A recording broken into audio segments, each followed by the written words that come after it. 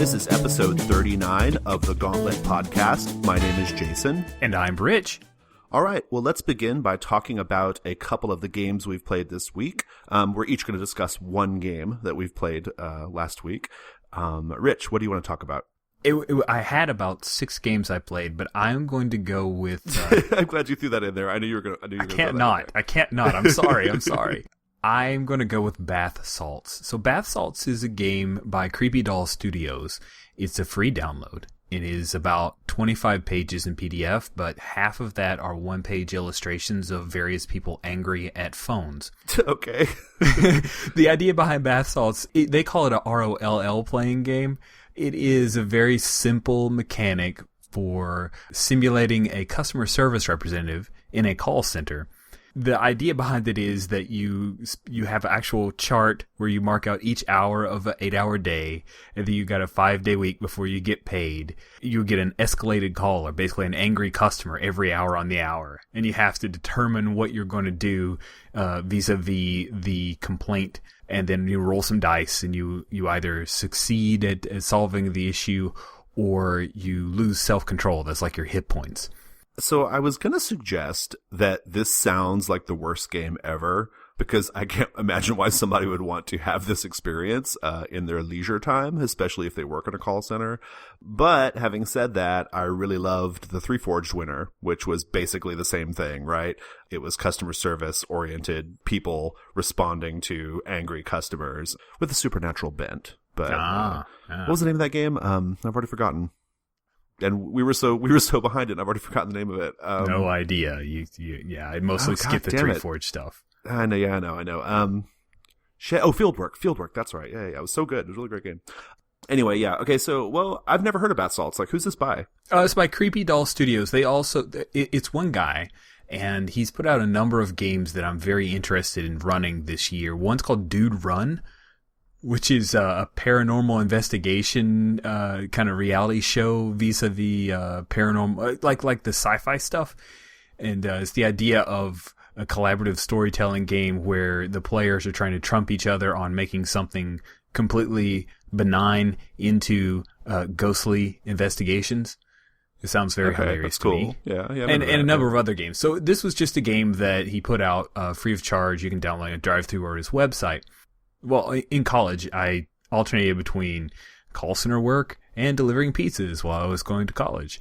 And so I know call centers pretty well. In fact, now I don't work as a call center representative. I work in basically data analysis, but I complete staffing plans for call centers. So I walk through call centers, and it's just a thing that I know about. And I got my 10-year-old son to play this game.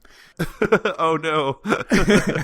Was it like an object lesson here? Like, hey, you better get into Harvard, otherwise you're going to end up, doing this, or what? Like, what was did you have an ulterior goal there? It was just, hey, I would like to play a game with you, son. One of the Christmas gifts that he gave me was a little book of coupons. I will play a game with you, Dad. So I turned in a coupon. I said, we're gonna play this game right here. He made up his character. His CSR was Shringle Snorf Johnny. That was his character's name. You're gonna have to say that again. Hold on, say that again. Shringle Snorf Johnny. Was that Shringle Snorf? Was that his Christian name? That was his first name. Yes, and so. I'm like, okay, we're going to go a little gonzo, but it's a 10-year-old pretending to be in a call center. Yeah, why not? Yeah. I think he nailed the tone personally. He basically, he ran with the ball. So we go through the first few hours, and it gets to lunchtime, and so the 3 customer types, and I'll try to make this quick, but you have frames of mind of the customer, and you roll for it randomly after you choose your approach or how you're trying to handle them, and that affects your target number. And you can either have someone who's confused, someone who's very upset or aggressive, or someone who's just out and out stupid. And I just decided that as we were playing, that the when he got the confused person, it turned out it was the same customer. So he had a bit of a recurring theme with Sonny B, who just didn't know about this whole bath salts thing that was being sold by this call center. And then the stupid one, I just went alliterative, so it turned out it was Sally. And so Sally was very unintelligent, and so he would continually choose his approach, and it would be either compassionate, or he could be super aggressive, or kind of indifferent, and that would change the target numbers. And so we go through the first few hours, and then we get to lunch, and I thought, well, we'll do some free play here. Okay, so do you go down to the cafeteria, or do you try to sneak out to a fast food restaurant in the half hour you have? He goes, oh, I'm going to go outside, Daddy. I'm going to a fast food restaurant. I'm going to go in my, I've got, what are those small cars? You mean a smart car? Yeah, I have a smart car. It's a Hondaroo. And he smiles at me all big, like, I just made up a fake name. And he goes, I'm going to go to Burrito Bell. And I'm like, what? He goes, I love Dad, it. It's like Taco Bell, but it's not. And I'm like, okay, It's cool. Burrito Bell. I totally see what he did there. It's great. Yes, and he goes to Burrito Bell, and then I'm like, just throw out randomly, oh, well, you get a ballerina toy with your thing. I'm going to stick it on the dashboard because it's awesome. We take this completely, like, thrown out there game that's free to download, and all of a sudden we're just creating this wild storyline, and it turns out that his character is married, and then he continues rolling well. Like, he's maxing out the first whole day. Every time he's acing everything, and so instead of losing self-control, he's gaining it. He started at 40 and he's up to like 63 by the end of the day. I'm like, wow. And so magically he's got a cube mate across the way. Her name is Capri. She's like, you are really good at this. You could maybe go into management. My son's gloating and all of that. So then we skip into the next day, and he goes, wow, this is really long. I said, yeah, it's call center work. This is how it goes. He's like, can we just quit? Do we have to do the whole week? I'm like, no, it's cool, dude. So we do Tuesday, and literally he's already calling in sick. Like, you get it already. Object lesson complete. So we get to the final, the 8th hour of the second day, and he has a target number of 20 because he's chosen a really bad approach, and he rolls his 46 trying to get 20 or better, and he rolls a 7. And so he goes from like way up in his self-control. He loses 13 points of self-control. And so I tell him, oh yeah, you were supposed to get off at 5. You got the worst customer in the world. You're there until like 5:45. Your manager's tapping his wrist, looking at you like, come on, I've got to go home. And he's getting all stressed out, like, I don't know what to do. It's so hilarious. So yeah, we ended at the second day. He made it to hump day, which my son immediately goes, hump day! Wow. Yep, so that was bath salts. Right. It turned out to be a surprisingly fun little experience with him. Bath salts. All right. Well, that's a new one on me, so that's good. All right, good to know about. What about you? What's your game you want to highlight? I want to talk about a game we've played before in the Gauntlet, but I don't believe we've discussed on the podcast, which is Remember Tomorrow by Gregor Hutton. I think it's by Gregor Hutton. It is. Right. Yeah. I ran this game, or I didn't run it, but I facilitated it on Sunday, and I wasn't supposed to. Dan had to back out. It was for Story Game Sunday, and so I basically had a pretty compressed window of time to read the rules and kind of prepare our Google Doc play aids and stuff like that. But I'm kind of glad it happened the way it did, because I had played Remember Tomorrow before, but not run it. And because I hadn't, or facilitated it, and because I hadn't facilitated it, I think I never really had like a solid understanding in previous sessions, like what some of the the sort of underlying interactions between the mechanics really were. It's a game that lends itself to kind of mastery, and kind of learning a little bit like how the system kind of like affects the long-term play of the game. And when you just do it in a one shot like we do, you don't quite get a good handle on that. So I think reading the rules was really helpful, and it made me have sort of a different appreciation for it. So Remember Tomorrow is a cyberpunk game.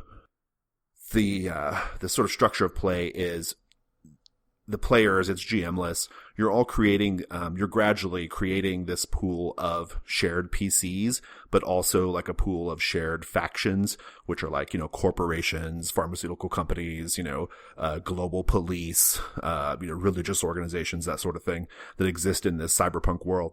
You're creating this pool of PCs and pool of factions, and you're framing up scenes of different types, ultimately trying to accomplish the various goals of the different PCs, or destroying factions or killing PCs. The game ends whenever some combination of factions and PCs are written out. You need 3 of them, some combination of the two.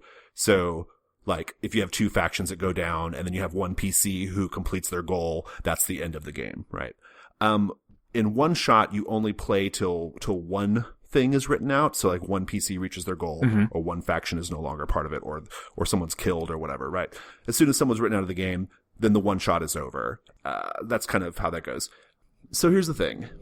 The game is really interesting in a couple of ways, and I'm not sure that in a one shot you can get a good feeling for whether the mechanics are great or not.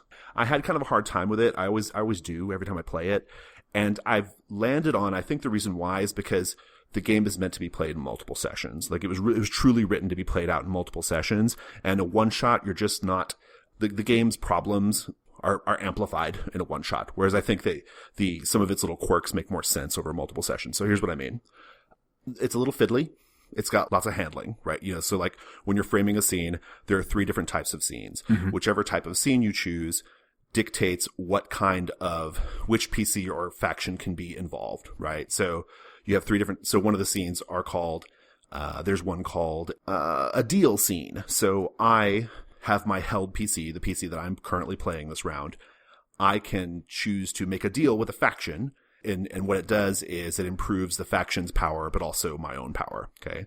Or I can have a face-off scene, in which case I target another held PC with either my own PC or a pooled PC or a faction. And then depending on what you choose, that kind of like dictates like how you structure your goal, your mechanical goal for the scene. You role play the scenes out, and then you get to a point of conflict, you roll dice, and then you have like essentially a menu of like outcomes that you can, or a menu of like positive benefits which you can spend your successes on in the conflict if you win. It's real fiddly in the sense that every character has 3 stats, which are called their parameters. They have positive conditions. They have negative conditions. They have a goal they're trying to accomplish. That goal is tied to their 3 stats. And it has like, it's like a 3-point goal that you have to achieve like 3 different little conditions to accomplish your goal. And there's multiple characters. And so you have like, there's more, you're not just playing one character. You've got a lot of characters at the table. And, you have the factions. The factions also have their own stats and their own positive conditions and their own negative conditions and their own motivations. They don't have mechanical goals to satisfy, but you still have to have an idea of like kind of what they're trying to accomplish. So what I'm getting at is it's a lot to keep in your brain in a one shot. And because the nature of the play is very tactical, it can be a little distracting. Like I found myself being kind of distracted by the mechanics, because I wanted to win, when I should have been focusing, when I would have liked to have been focusing more on like framing cool scenes and thinking about the cool shit I wanted my guy to be doing. Right. Now the huge like kind of, caveat to everything I just said is it's not that complicated. And I think if you were going to play it out in multiple sessions, you would want some of that extra crunch because it would give you kind of a reason to come back, right? Like I always feel like if you're going to play something over multiple sessions, the characters need to like advance in some way. They need to have like mechanical development, and this game gives you that. So we didn't get to really experience any of that. And so some of the things I've like flagged as me having a problem with, I don't think it's really the game's fault. I think the game is definitely designed to be played over multiple sessions. In which case, some of those little things that I thought were too fiddly would probably smooth out as I got more accustomed to the game. I've played Remember Tomorrow a number of times, and I understand where you're coming from. I've played it over a few sessions, and I've played it in a one-shot as well. To me, the thing that sings the most is the idea of a pool of characters, that it is so easy to generate a character that you can create someone, drop them in the shared space where it's not your held character, and then as the story develops, you're like, I really think that AI that we developed a couple of scenes ago, that person is really, that AI is really singing to me. And you can just swap out. There's just something about that that's so magical. Like I've never seen that in another game that is really designed to do that.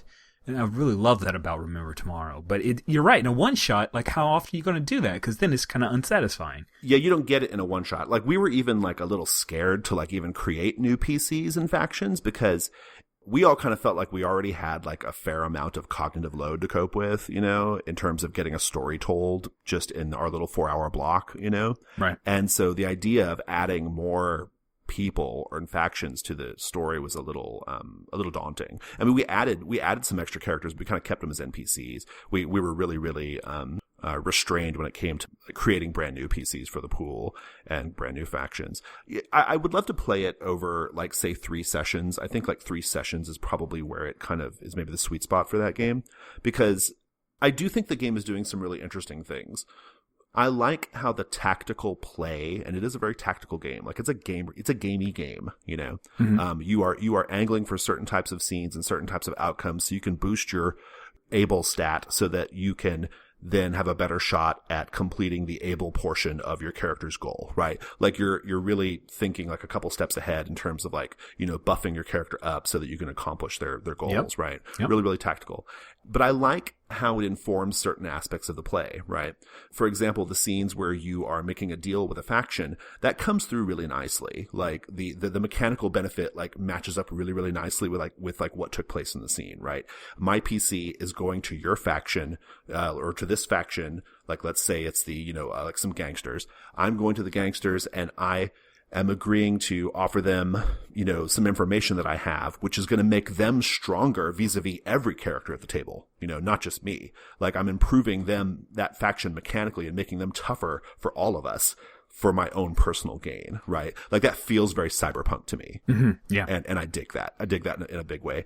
And all of the mechanics are kind of like that. Like, they have that, like, by engaging this mechanic, I'm engaging, like, in a back and forth, like, kind of power struggle thing, you know, and I have to make a decision about whether I think it's worth trying to do or not, you know, or is this the right moment to make a move, you know, are my stats high enough to make a move right now on this guy, like, or should I hold off and wait? I like the way it makes you think. The only thing is just in a one shot, I personally felt so much pressure to have awesome scenes and to drive to some sort of, like, narrative conclusion that I found that bit to be, there was just a tension there for me that was a little bit hard to cope with. I think, like, in a one shot, we could have told the same stories that we told with a much, much, like, lighter system, right? Like, we could have gotten to the same places in a lighter system. No, but again, like I said, I think over 2 or 3 sessions, it makes a lot of theoretical sense to me, and I'd love to see how it goes. I think it's more designed for ensemble, long play. Yeah. So I can understand why that challenge exists for you. But I agree, it's a good game. It's really interesting. It does some things that I haven't seen. One of the things I really appreciate about it, just the last thing I'll say, how Gregor answers the problem of more traditional cyberpunk games. And that problem I'm referring to is, let's say, Shadowrun, for example, which is probably the easy example here. Shadowrun has so many different weapons and all the different drones and all the different things you can do. And there's all the dice and all the stuff you have to keep track of. And I love, Gregor's basic attitude about it, which is like, this stuff is here. It's essentially color, right? Like, you can have the cool stuff you want to have and narrate your character doing sweet things. It's kind of mostly color, but, you know, you can reflect it mechanically by giving yourself a certain positive condition that is reflective of that sweet gear, right? Without having to get bogged down in the details of a bunch of this gear, right? I kind of like that. It's a nice middle ground on that, you know, because I do like, in my cyberpunk games, I do like to have cool, you know, augmentations and enhancements and weapons and shit. And I don't want it to just feel completely hand wavy, you know? So yeah. I think he's hit a nice little middle point there of, like, okay, they're basically color, all this stuff, but, you know, you can make a positive condition of armed or enhanced or whatever, right? So you get a little bit of mechanical benefit out of it. And it's a little bit more in as far as what he gives you, in that you can, there's some really awesome brand names for stuff and gear names. Yeah, they're good. Yeah. His little charts in the back they're pretty sweet. They are. That's great. Yeah. So Remember Tomorrow. It's, you know, in a one shot, maybe not so great, but I can definitely see it in multiple sessions. So, all right. Well, let's go to the next segment then, I guess. Yeah.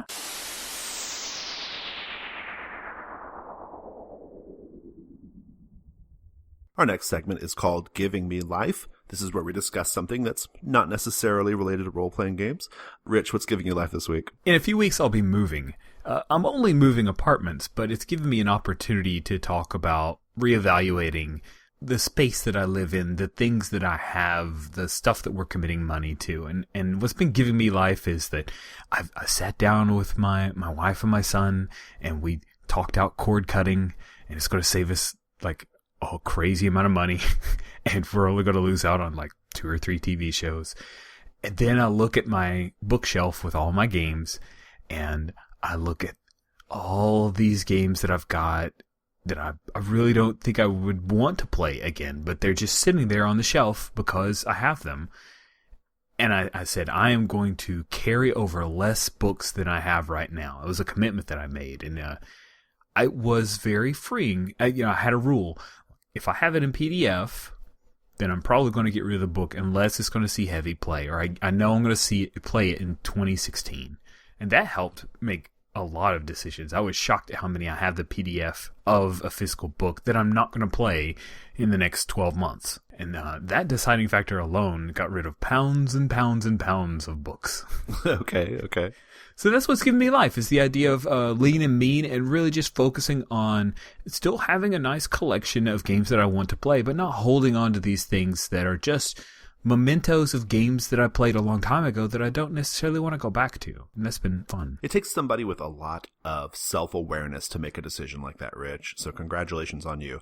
I think there are a lot of people who just hold on to things. These are the same people who keep playing some shitty role-playing game because they spent $100 on the box set or whatever, just because they did, and so they feel like they have to get some kind of use out of it or whatever.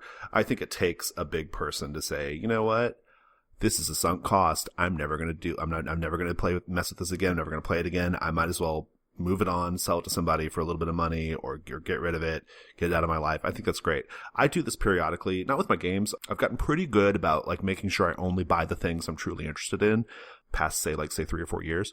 But just with other stuff in life, it always feels really, really good to get rid of some stuff. It really does. You hold on to stuff and you start to feel, you get this guilt, oh gosh, here's this thing I bought and I don't know why I even bought it. This is a waste of money. What the fuck did I think I was going to do with this magic bullet blender, or whatever, right? You just buy all this dumb shit, you buy all this dumb shit and then it feels good to just say, no, I don't need this in my life. I'm getting it out of my life. So yeah, I'm with you on that.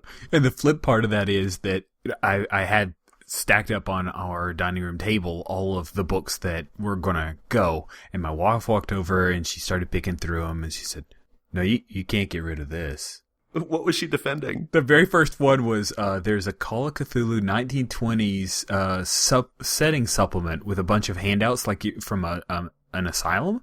She said, these are amazing. You can't get rid of them. I'm like, when am I going to run Call of Cthulhu? When am I going to run 1920? She goes, I don't care. We can't get rid of this. And it turned out that there were 2 games in the stack that I just had never gotten to the table. And she said, what is this game? The Plays the Thing by Magpie Games? And I tell her the pitch. She goes, can we play this? I'm like, totally. Well, there you go. That's good. Nice and penny for my thoughts. Yeah. So I'm actually going to get those to the table. She's committed to me. I said, I'm not going to keep these unless you promise me we're going to play them. She said, yeah. I'm like, okay, rock on. Penny for my thoughts is really good. I've only played it once. The rest of the Gauntlet's played it 900 times. It's one of our go-to games, like Final Girl, but it doesn't get talked about a lot because it's not one of my go-to games. So, but in fact, yeah, the one time I played it was pretty awesome. I liked it a lot. Cool. Good stuff. Well, the thing giving me life this week, we have the Gauntlet, that is, has a brand new podcast focused on Dungeon World. I haven't actually promoted it yet on the main podcast, but we have a brand new podcast that David and I do called Discern Realities. It's about Dungeon World, and the idea of it is an audio version of Dragon Magazine, but for Dungeon World. So we talk about play tips. We talk about games we've been in, or experiences we had at the table. We do original content like magic items and stuff like that. We talk about products that are available. But the thing that's giving me life is at the very end of it, we do what I call our comic strip AP. And it was inspired by the little comic strips that were always in the back of Dragon Magazine, I can't even remember the names of some of them now, but they were always Wormy. Oh, yeah, exactly. The idea is David and I play Dungeon World for about 10 minutes per episode, and we've done 4 episodes now. We play for about 10 minutes with an ongoing story of this character that he's created, this thief character called Ramshackle Crow, and it's in kind of this sword and sorcery setting, right? And I really love it. When I had the idea to do it, it felt a little dangerous to me. I don't know. It just didn't feel like a safe thing to do because I've never done anything like AP before. We play so many games, but we're not really big on, I know you are, Rich, but the rest of the Gauntlet is not really big on preserving it, you know, like Dan in particular is really into this idea of like, it's ephemeral. Like, you know, once you play, if you weren't there, well, that's it, you know, it's gone.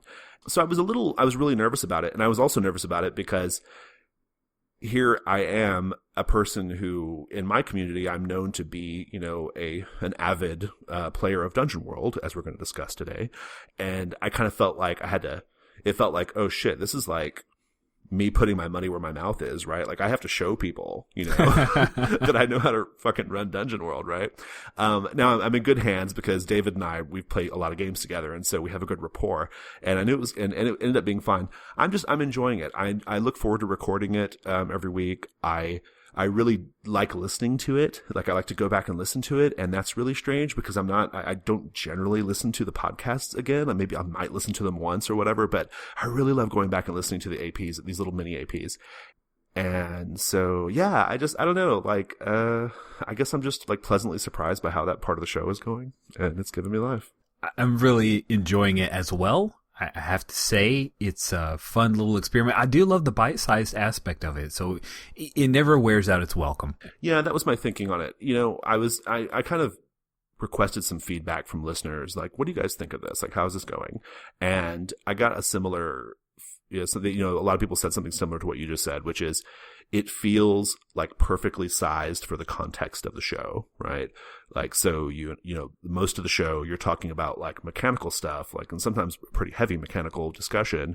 And then at the end you have this little, our friend River described it as like the dessert at the end, right? Which you have this little tiny little like, little dessert piece at the end, like this little AP. So, and I like it also because I think there are a lot of people who, you know, I get asked all the time, like, you know, I want to see how you run Dungeon World. I know you play a lot of Dungeon World. I'd like to see how you do it. And this is like a nice little, like, hey, like a little tiny, like, hey, this is how I do it. So hopefully that's helpful to you, right? You can maybe like, you know, steal from me or do whatever, right? So, yeah, it's cool. I like it a lot. Cool. I'm glad you like it because it's good. Thank you. All right, let's go to the next segment.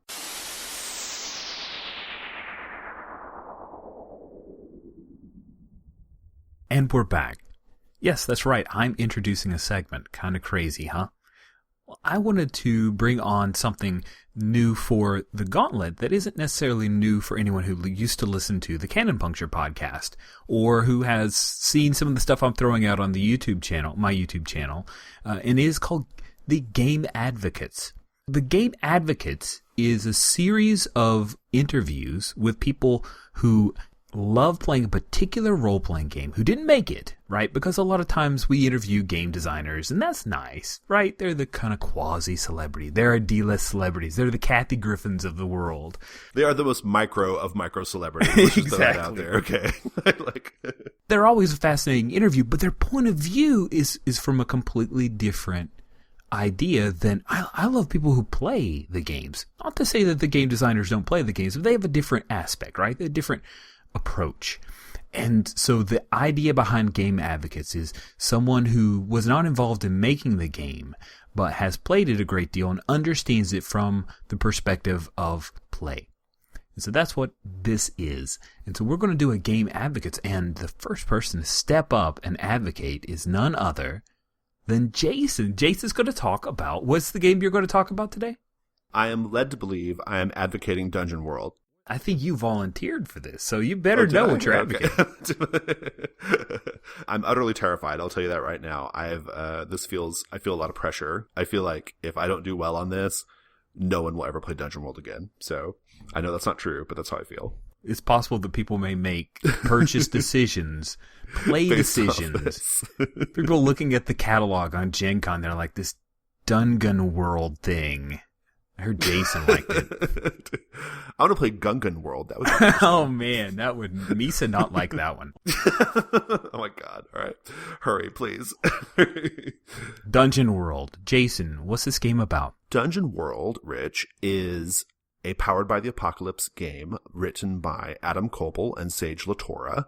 It is essentially Dungeons and Dragons. The idea it is you tell a Dungeons and Dragons style fantasy adventure story, but in a less simulationist manner. It doesn't concern itself too much with granular mechanical details, like distance and measuring squares and the weight of specific things and this weapon does this much damage and can reach this many feet. It's not concerned with those things. It's more concerned with fast-paced, free-flowing narrative action. And that's so, but it's basically Dungeons and Dragons. I mean, if I'm being honest, it's kind of just Dungeons and Dragons, but like with a more narrative focus. Okay. Well, what makes it awesome? Okay. This is a really tough question to answer. I could probably list off like 100 things. And so I think instead what I'm going to do is I'm going to keep my answer really kind of like big picture or high level. Okay. I think what Dungeon World does, well, I think one of the things that makes Dungeon World great and kind of why so many people are gravitating towards Dungeon World lately is, I mean, the game does not need me. We should throw that out there. Like, the game does not require my advocacy at all, but I'm happy to do it. I think Dungeon World sits in this really nice spot, kind of a sweet spot, if you will, between certain like trends and movements and forces within the hobby. Okay. And here's what I mean by that. So in the last 5 or 6 years, a really big part of the hobby has been like the OSR, right? Like recapturing like this, or the old school Renaissance, like recapturing this, this style of play that we used to do back in the 80s, right? Like, let's play D&D the way we used to play D&D. Like, it got out of hand and crazy and bloated, and we're going to go back to the good old days, right? I think Dungeon World is very much in that spirit. I happen to think that Dungeon World executes on that a little bit better than even some of the popular OSR games, because Dungeon World, and this is what makes it so awesome, Dungeon World dispenses with a lot of the stuff that we were doing back in the 80s and 90s that wasn't actually fun. I think there's a tendency to misremember how things were. And this is a kind of a controversial thing I'm saying here, but I think there's a tendency to forget about some of the bad stuff and only remember the good stuff. So the bad stuff, flipping through gigantic tomes of rules to find like specific adjudications of certain mechanical situations, right?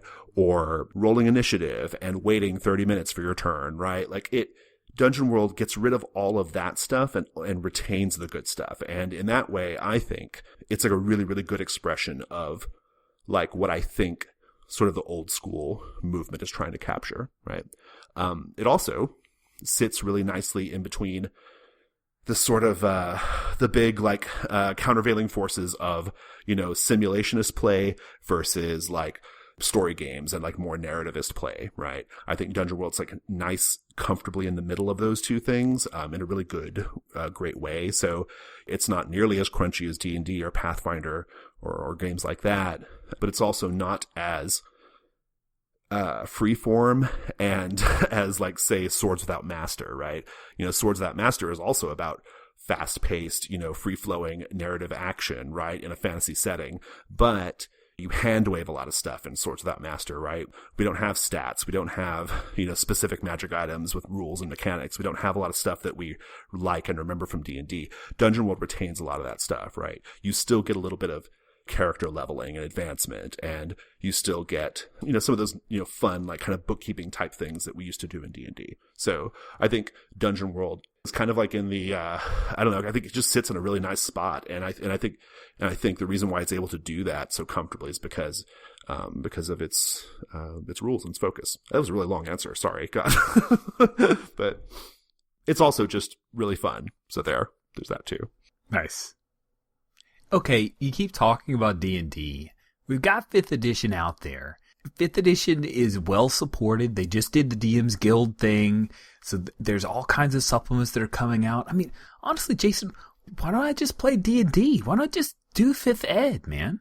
Well, I don't think you necessarily don't play D&D. One of the things that I think is really important to keep in mind about Dungeon World is Dungeon World can't exist without D&D. Like, I think D&D, Dungeons and Dragons, is the really, really important component, to making Dungeon World work, right? You have to understand the tropes of D&D. You have to understand all the, all that stuff that comes with D&D. You have to understand, like, the different types of monsters and the different types of character classes and all that stuff, right? And that's kind of a non-answer, I know, but I guess, like, what I would say is, whenever I hear questions like that, I think implicit in that question is, how is Dungeon World better than D&D, right? And I don't think that's necessarily true. if you are a person who's played lots of D&D, if you have invested a lot of money in D&D and you've spent a lot of time reading D&D modules and D&D adventures, and you're just really, really super committed to Dungeons and Dragons, oh boy, Dungeon World's waiting on you. You are going to be the best fucking Dungeon World GM because you've got so much, like, you've got like a gigantic archive of D&D knowledge. It's going to serve you so well in this other system.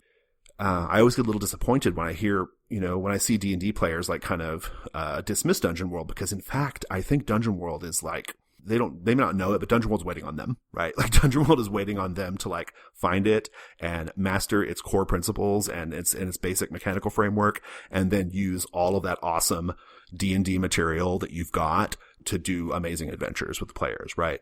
So I love D&D. I have a lot of affection for D&D, and I've probably spent more money on D&D products in the last, like 2 or 3 years than I had in the 10 years before it because of Dungeon World, right? Because I use that stuff to inform and improve my Dungeon World game.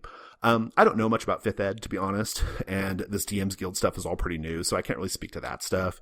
I've heard 5th Ed is a step more in the direction of like what Dungeon World is doing, like a lighter touch, lighter mechanical touch and more narrative like kind of focus. But I just don't know enough about it, Rich. Okay. Let's say that you've convinced me to sit down and play Dungeon World, and I haven't before. What would you warn me? What would you warn a new player about before they start to play Dungeon World? Well, I think it depends on who the new player is. Broadly speaking, I think you're going to have two, and these are broad categories, mind you. There's going to be lots of different, there's a lot of variation in between these, right? But I think broadly speaking, you're going to have two different types of people who are going to come to Dungeon World.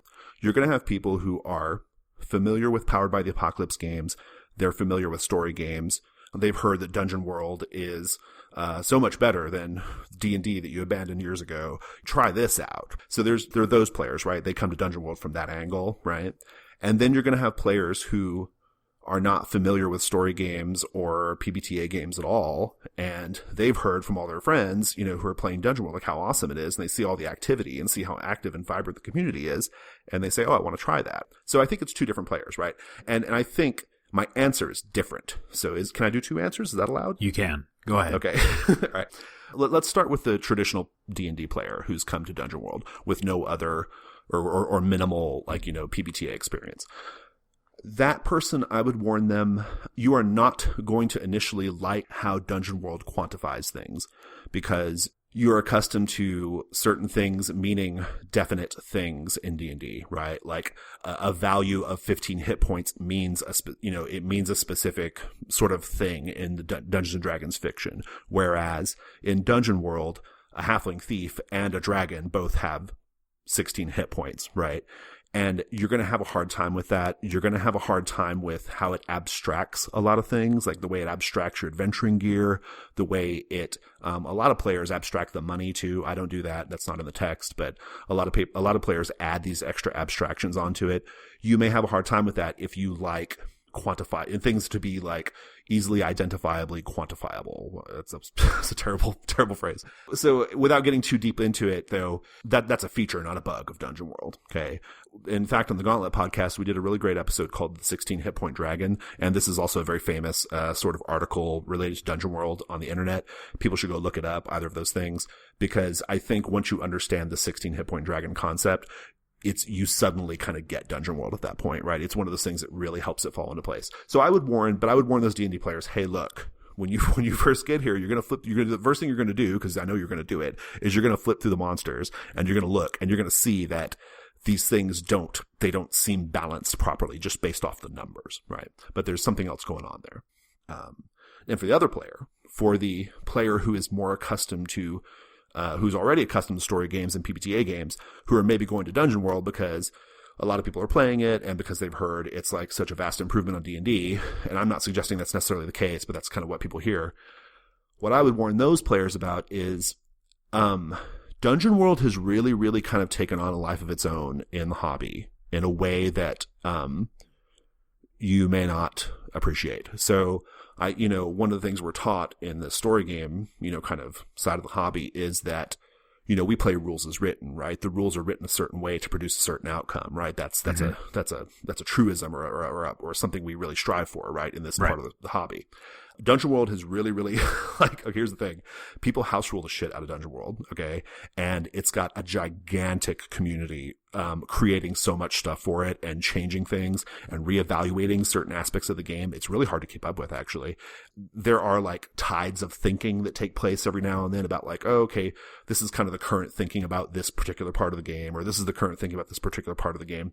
You can do fine just by following the straight text of Dungeon World, but you should prepare yourself for the fact that the game is really, really, it's heavily house ruled by most players. It has grown to be really kind of its own thing. It shares some similarities to Apocalypse World. It still has some similarities to Apocalypse World, but it really, really strives to do something different than I think most PBTA games do. I personally think that Dungeon World excels as just a straight up dungeon crawler. That's always been my feeling about Dungeon World. I think a lot of people have success like making Dungeon World more about like character drama, but I'm not convinced that that's Dungeon World's strong suit. So that's what I would warn those players about.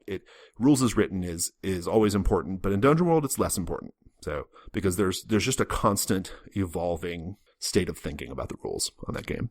What do other players love about the game? What do you hear? I mean, you've mentioned that on and off here, but let's say some of the people that you've played with directly, what have they told you they love about Dungeon World? You can't say David's quotes because he has a whole podcast with you. So. Right. Yeah. A lot of from my players, and that's a big group, right? Like when I say my players, that encompasses like 40 people, right? Yeah. My players tell me consistently that Dungeon World like gives them the experience that they've always wanted to have with a fantasy adventure game. Okay. It's more of an emotional thing, really, if I'm being honest. And I have the same experience, but the first time Dungeon World really sings for you, especially if you were like somebody who came from first ed or second ed, like I did, the moment like you have a really good Dungeon World session, like you can see it on people's faces, like, and then afterwards when you talk to them, they always say like, oh shit, like this was like my best session ever of second ed D&D, and we've been doing it every week consistently for 10 weeks, right? Like it's that feeling, right? It's like it's all the good stuff. One thing I'll kind of throw out there, this is somewhat my group, but definitely something I know for a fact that like players of Dungeon World love about the game is content creation. Content creation is dead easy in this game, and it's strongly encouraged by the authors. The authors have given the play community carte blanche to do whatever they wish with Dungeon World, right? And so there are so many different playbooks out there. There are so many magic items. I'm a magic item guy. I like to make magic items.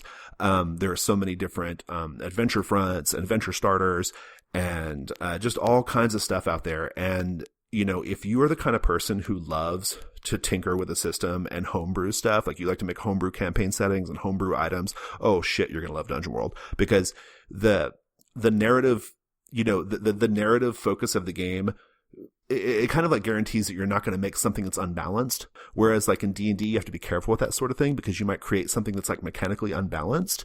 That's just not the case in Dungeon World. I mean, I guess I could definitely see a situation where you make something that's just like outright, unbalanced in Dungeon World, but you've got a lot more like wiggle room on Dungeon World because the game concerns itself with descriptive things, and it kind of translates that narrative descriptive focus into a very light mechanical framework. And so it's a beautiful, beautiful system for homebrewing stuff. And so I know for a fact that's what a lot of players who love Dungeon World love about it. What do people hate about Dungeon World? Well, I think hate's a strong word. I'm not 100% sure. I'm not sure what the consensus would be on this, to be honest. I will tell you what my closest players, the ones I play with the most, and myself, I'll tell you what we dislike about Dungeon World. Maybe that'll be a good answer. Two things. Dungeon World uses this system called bonds, which I think are not great, and I'll describe why here in a minute. Mm-hmm. And then also Dungeon World carries over alignment from D&D, and alignment's never been great, right? So, and it's kind of like extra not great in Dungeon World. So the bonds thing, what it is at the beginning of the game, and then at the beginning and at the end of every session, you fill in these pre-prepared bonds, or you can write your own, but most people just fill in the pre-prepared ones with, they fill in the blanks with the character's name. You write a bond with another character, and it's meant to kind of flesh out the backstory that you have with that character, like your relationship to that character. In theory, I love it. And in fact, if that's all it did, I'd be okay with it.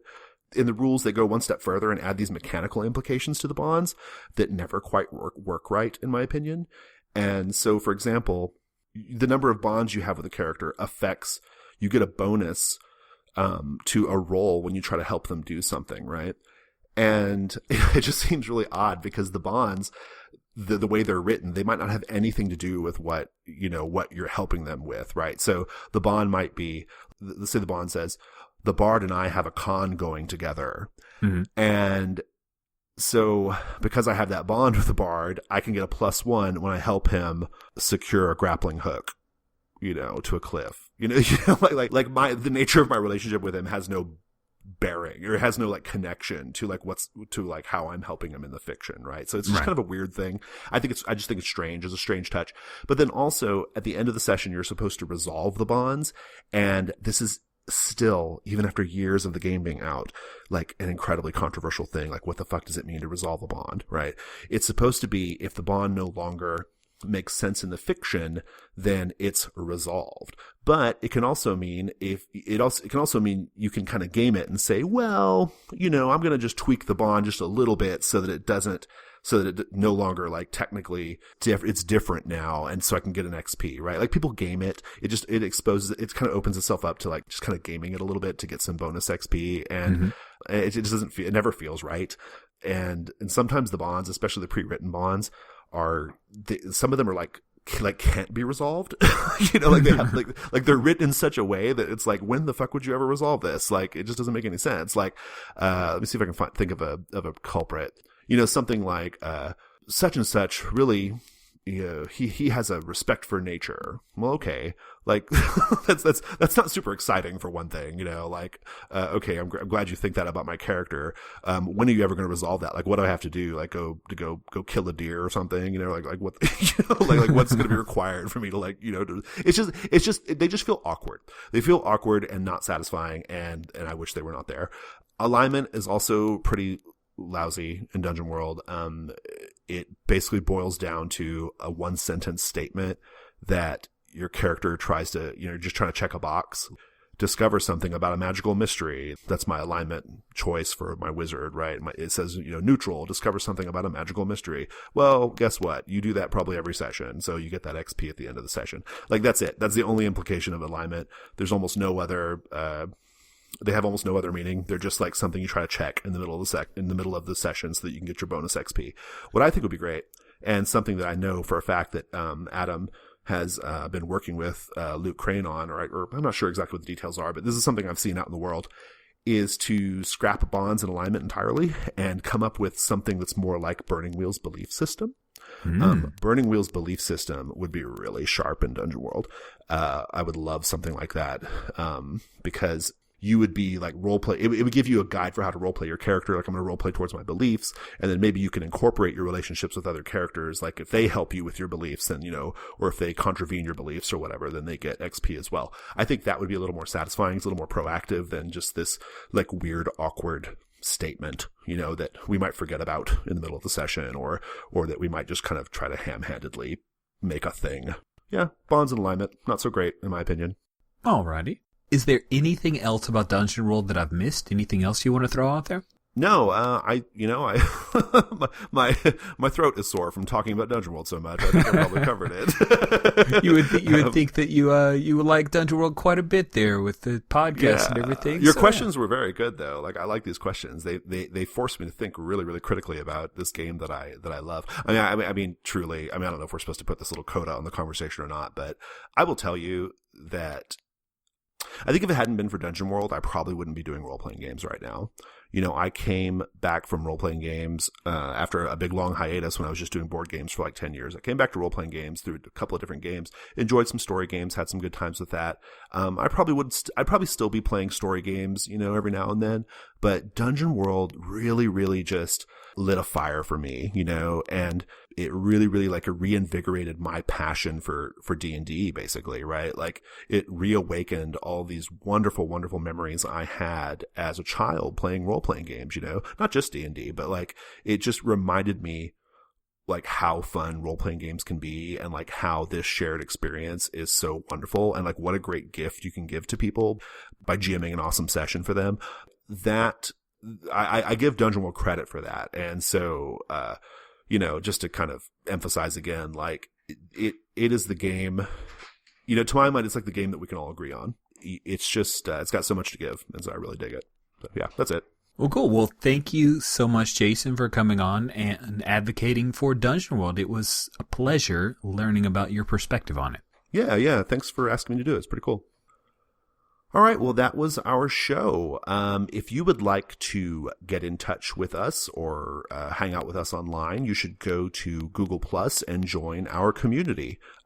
We are located on G Plus Communities. Just search for The Gauntlet. You'll find us. You will also find a link in our community to where we organize our Hangouts games on Meetup. So go to Gauntlet Hangouts on the Meetup and see all the different games we have going on. At last count, Rich, we're up to about 30 sessions currently through March. Wow. I think we'll get that number up to about 40 between all the people running games right now. I've got 2 to add myself actually for March. I can't wait to see what your next one is. I'm so pumped about Gauntlet City Limits. That's going to be so awesome. So go check that out, listeners. I will warn you that they do fill up, and a lot of times there's not much space.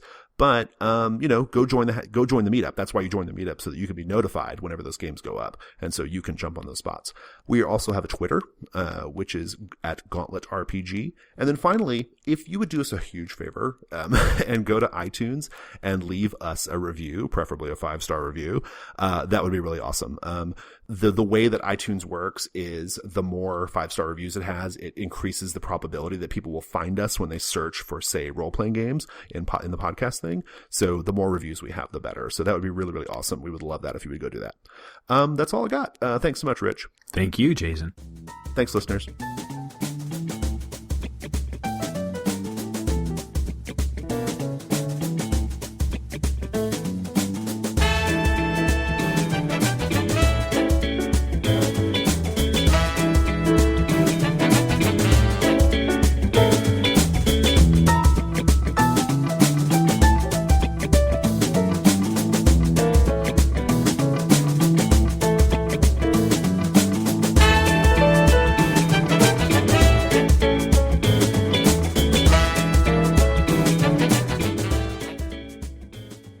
Have something new for you, or for people who ever listen to The Gauntlet, or for people who ever listen to the Cannon Puncture What the hell?